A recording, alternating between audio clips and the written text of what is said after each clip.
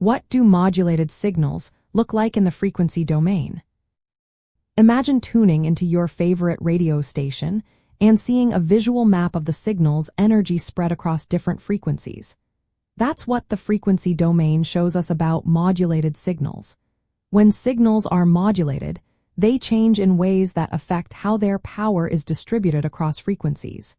This is key for understanding how communication systems work. Let's start with amplitude modulation. Think of a simple wave where the height of the wave, or amplitude, varies in line with the information you want to send. When you look at this in the frequency domain, you see three main parts. First, there's the carrier frequency, which is the original signal's main tone. Then there are two sidebands, one above and one below the carrier.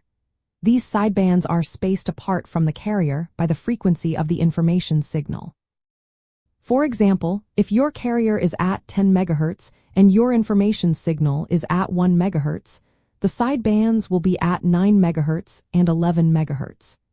These sidebands carry the actual information, and their strength depends on how much you modulate the amplitude. Now let's look at frequency modulation. Instead of changing the height of the wave, FM varies the wave's frequency itself. In the frequency domain, this creates a more complex picture. Instead of just a few sidebands, you see a band of many frequencies around the carrier. This band is called the bandwidth, and it gets wider as the amount of frequency change increases.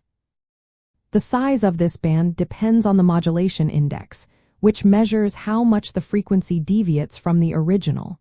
So, a higher modulation index means a wider spread of frequencies.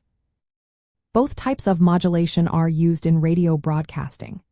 Amplitude modulation is simpler and was used in early radio stations, but it's more prone to noise and interference. Frequency modulation offers better sound quality and is used in FM radio stations. When engineers design communication systems, they analyze these frequency domain patterns to build filters and amplifiers that work best with the signals. Understanding what modulated signals look like in the frequency domain helps us see how information is carried and transmitted. It's like having a map that shows us exactly where the energy of the signal is spread across the spectrum. This knowledge allows engineers to optimize how signals are sent and received, making our communication systems more reliable and efficient.